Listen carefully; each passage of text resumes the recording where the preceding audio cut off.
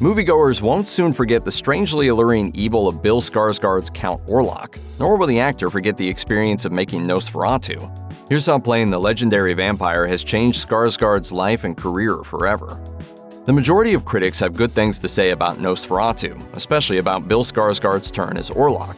Good reviews help, but according to Skarsgård, stepping into the skin of such an evil character was a nightmare. Speaking with Empire, Skarsgård admitted, "It really affected me. Orlok is an occult sorcerer, and it did a number on me in terms of just trying to inhabit that space."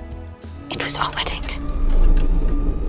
When we turned around, everyone was dead. In an Esquire interview, Skarsgård said the work followed him home at the end of the shooting day, and that he was still struggling to get out of that dark place, sharing, "It was like conjuring pure evil. It took a while for me to shake off the demon that had been conjured inside of me." It's the scariest performance of my career. I've never been more scared in playing a character.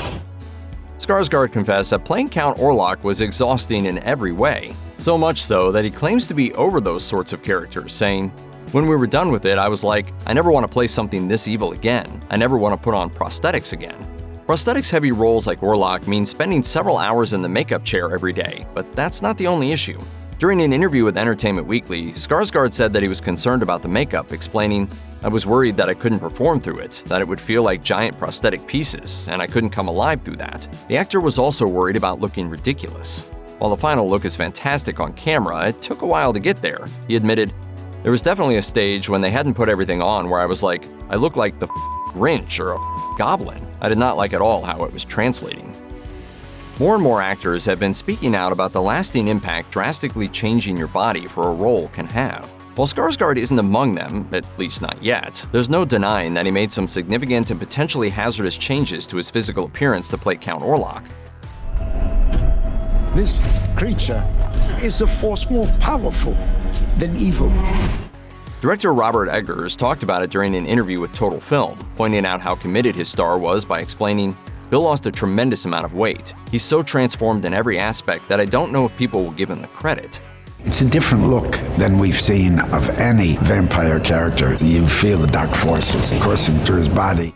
Among the other physical transformations Eggers mentions is the way Skarsgård altered his voice for the role.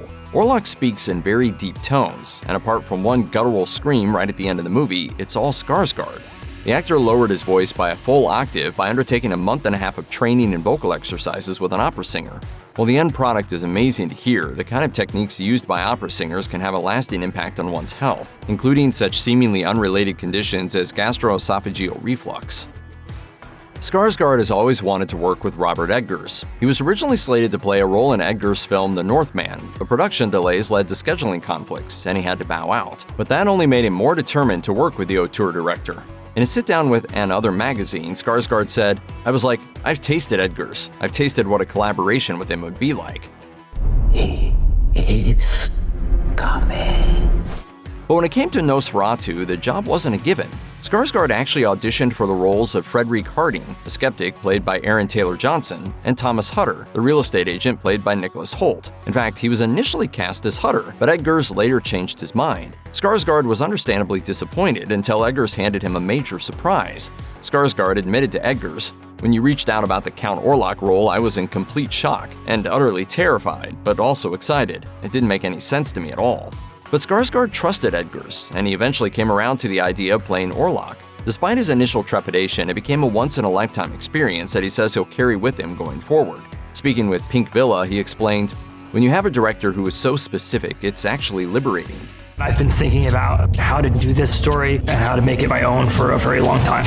Skarsgård went on to share some of the things he learned about Orlok and about himself while prepping the role with Eggers, recalling, "Robert created a digital drawing of the character years before filming, and when I saw it, I thought, that's me. That's what I look like on the inside." Given that Skarsgård has said that he's overplaying evil characters that require prosthetics, does that mean he's done with the It franchise? After all, becoming Pennywise requires a lot of work, both mentally and physically, not to mention the horror clown's dark history. Fortunately for fans, Skarsgård isn't ready to say goodbye to Pennywise just yet. In May 2024, it was announced that he'll be reprising the role in the upcoming prequel series Welcome to Derry in 2025. The news came a full year after Nosferatu wrapped, so it could be that Skarsgård had recovered from the experience and was ready to dive back into the dark side. There's also the fact that playing Pennywise isn't quite as restrictive as Count Orlok. In his interview with Entertainment Weekly, Skarsgård shared his reaction to seeing the model for Orlok's makeup for the first time, saying, "I was terrified just looking at the image. It looked so different from me, way more so than Pennywise." Eggers agreed that Orlok was on another level, telling Total Film, "You can see Bill as Pennywise in the It makeup. You can't detect any Bill here." Skarsgård has mentioned in interviews that he much prefers it when his face and voice are left intact and unaltered, though that explains why the draw of playing Pennywise is still there for him.